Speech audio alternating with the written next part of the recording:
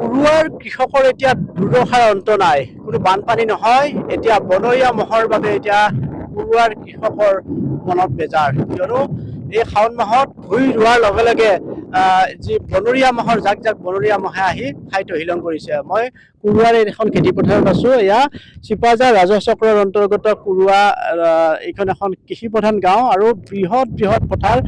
এনেদৰে এই মুহূৰ্তত ধান ৰুই আছিলে, কিন্তু এই ধান ৰোৱাৰ লগে লগে কঠীয়াবোৰ খাই নষ্ট কৰিছে আৰু যাৰ বাবে কৃষকসকল এতিয়া এক প্ৰকাৰ হতাশ হৈ পৰিছে। কিয়নো তেওঁলোকে ভুই ৰোৱাৰ সময়তে এনেদৰে যদি শস্য খাই তহিলং কৰে আৰু আগন্তুক দিনত খেতি থাকিব নে নাথাকে সেয়া সন্দেহৰ বিষয়। আৰু মই পোনে পোনে দেখুৱাবলৈ অনুৰোধ জনাম মোৰ সতীৰ্থ। ইয়াৰ পৰা আচলতে মহৰ ছবিটো খুব স্পষ্টকৈ দেখাব পৰা নাযায়। আমি আগত দেখি থকা সেই ট্ৰেক্টৰখনৰ ওচৰতে আচলতে এজাক মহ আছে, বনৰীয়া মহ। আৰু এই মহজাক আচলতে বাৰিষা বুলি নহয়, খৰালিও ইয়াতে থাকে, কিন্তু বন বিভাগে আজি কোনো ধৰণৰ ব্যৱস্থা লোৱা নাই। যাৰ বাবে কুৰুৱাৰ কৃষকসকলে পৰিশ্ৰম কৰি তেওঁলোকে মেহনতৰ ফচল নাপায়, বনৰীয়া মহে খাই তহিলং কৰে। পোনে পোনে জানিব বিচাৰিম, বহু দিনৰ পৰা ইয়াতে বনৰীয়া মহে জাক জাক খেতি পথাৰ গোটেই অনিষ্ট কৰি আছে। মানুহে ৰবাব পৰা নাই আৰু গোটেই যিমানৰ কঠীয়া তাৰমানে তহিলং কৰি দিছে, শেষ কৰি দিছে। কঠীয়া যদি আমি নাপাওঁ এতিয়া ৰ'ব নোৱাৰোঁ, হেৰি কৰিব নোৱাৰোঁ। ইফালে পানীটো পানীয়ে, বৰিখিনি ৰুইছে, দহখিনি ৰ'ব পৰা নাই, গোটেই বৰিখিনি খাই তাৰমানে তহিলং কৰি দিছে। মই কমেও 25-30টাৰ কম নহ'ব তাৰমানে। আজিও এজাক কম আছে, তাৰমানে আজিও কম আছে। আৰু দেখি আহিছো আজি বছৰ বছৰ ধৰি ইমান যদি অনিষ্ট কৰি থাকে, চৰকাৰে যদি বিহিত ব্যৱস্থা নলয়, ফৰেষ্টে হওক বা ডিচি ছাৰে হওক, উপায়ুক্তই হওক, যিকোনো প্ৰশাসনে ব্যৱস্থা কৰি মুৰ্গীকেইটা নিয়াৰ ব্যৱস্থা কৰিব লাগে তাৰমানে। আৰু পুনৰবাৰ দেখুৱাম এয়া বনৰীয়া মহ আমাৰ নিচেই ওচৰতে আছে। আৰু ইতিমধ্যে এই বনৰীয়া মহে কেইবাজন লোককো আক্ৰমণ কৰিছে, কেইবাজনো খেতিয়কক পথাচাৰীক আক্ৰমণ কৰিছে। আৰু এতিয়া কুৰুৱাৰ কৃষকৰ পথাৰলৈ যাবলৈ ভয় হৈছে, কিয়নো যিকোনো মুহূৰ্তত বনৰীয়া মহে আক্ৰমণ কৰিব পাৰে। আৰু এটা নহয়, দুটা নহয়, জাক জাক বনৰীয়া মহ। আৰু বছৰ বছৰ ধৰি এই অঞ্চলত বাহৰ পাতিছে। আচলতে কুৰুৱাৰ সমীপৰ যি চৰ অঞ্চল আছিল তাৰ পৰা আহি তেওঁলোকে খাদ্যৰ সন্ধানত ওলাই আহে। আৰু যিহেতু এতিয়া খেতি ৰোৱাৰ সময়, গতিকে এই বনৰীয়া মহবোৰে খেতি খাবৰ কাৰণে আহিছে। কেনেকুৱা অসুবিধা? আমাৰ কাষতে কালি মুই আছে, আমি বোকা ৰুব পৰা নাই। অ'ত দাউৰি গৈছো, ত'ত দাউৰি গৈছো, এই ঘুমাই আছে, কাষতে ঘুমাই আছে। কি কৰি বোকা ৰুওঁ? কঠীয়া সোপা খাইছি, ৰোৱাখিনি খাইছি, শেষে কৰিছে সেই জাগাত। আচলতে এইসকল কৃষকে এই শস্যৰ ওপৰতে নিৰ্ভৰ কৰি একোটা পৰিয়াল তেওঁলোকে জীৱিকা নিৰ্বাহ কৰি আছে, কিন্তু তেওঁলোকে এতিয়া ভীষণ অসুবিধাৰ সন্মুখীন হ'বলগীয়া হৈছে। পোনে পোনে জানিব বিচাৰিম কেনেকুৱা অসুবিধা? হয়, আমি বহুত অসুবিধা পাইছো দিয়ক। আমি দুপৰীয়া আমি ভাত খাব নাপাওঁ, আৰু ৰাতিপুৱা আগদিনা ৰুই থৈ যোৱাখিনি পিছদিনা আমি আহি দেখা নাপাওঁ। মহে খাই তহিলং কৰি থৈ দিয়ে। আমি দুপৰীয়া আনা বাচন বৰ্তনো আমি সময়ত পেলাই দি থৈ আহিব লাগে। মহৰ উৎপাতত তাৰমানে আমি দৌৰি থাকিব লাগে, আমাৰ তাৰমানে দেহাৰো ক্ষতি হৈ যায় কেতিয়াবা। আমি বহুত কষ্ট পাইছো দিয়ক।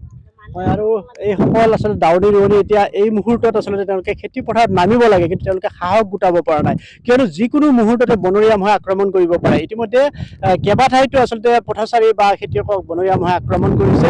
এই বিষয়ে সংবাদ মাধ্যমত আমি প্ৰচাৰ কৰিয়ে আছো, কিন্তু তৎসত্ত্বেও ইয়াৰে যি দৰং জিলাৰ যি বন বিভাগ, সেই বন বিভাগে কাৰ্যকৰী ব্যৱস্থা এটা নলয়। বিভিন্ন সময়ত বন বিভাগৰ লোক অহাৰ অভিযোগ উত্থাপিত হৈছে, কিন্তু তেওঁলোকে আহি উপস্থিত হৈ আঁতৰি যায়, তেওঁলোকে কোনো ব্যৱস্থা ল'বলৈ অপাৰগতা প্ৰকাশ কৰে। আৰু কি ক'ব, কেনেকুৱা? আমাৰ কুৰুৱা ৰাইজৰ বহুত অসুবিধা, কিয়নো প্ৰত্যেকৰে কঠীয়া খাই খাই এতিয়া ৰবা নৰা কৰি থৈ দিছে। ইফালে বানপানী আহি পানী বহুত হৈছে, বছৰ ধৰি আমাৰ বহুত অনিষ্ট কৰে। আৰু মানুহে আজি এটি ৰুই থৈ যায়, কালি উঘলি থৈ যায়, আৰু বোকা পানী যদি কঠীয়া পেলাই থৈ যায় গোটেই খাই এডাল এডাল কৰে। আমি এডাল এডালকে তুলি ৰুব লাগে, গতিকে আমাৰ বহুত অনিষ্ট। সৰিয়হৰ দিনত সৰিয়হৰ অনিষ্ট কৰে, আৰু এতিয়া আচলতে ধান খেতিৰ সময়তো আচলতে ধান খেতি খেতিয়কে চপাব বা ৰুব পৰা নাই। আৰু দাদা, এই যে বন বিভাগৰ লোক আহে নে নাহে ইয়াত বাৰু? ফৰেষ্টৰ মানুহ কেতিয়াবা আহে, কিন্তু কালি আমি ঠিক 11:30মান বজাত মোৰ ৰোৱনী আছিল, ৰোৱনী থাকোঁতে মই খেদিব আহিছিল। আমি 4-5জনমান, কিন্তু আমাক খেদি আহিছিল। খেদি আহোঁতে আমি ভয়ত আৰু গাছৰ কাষলৈ গুচি গৈছোঁ। আৰু প্ৰায় 7-8 বিঘামান মাটি কালি একদম ধান চেচ কৰি দিছে।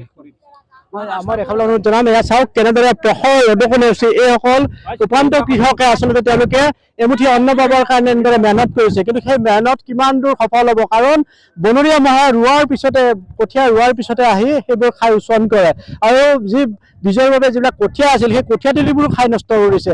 আৰু এনেদৰে এটা অসহায় অৱস্থাৰ মাজত কুৰুৱাৰ কৃষক থাকিবলগীয়া হৈছে।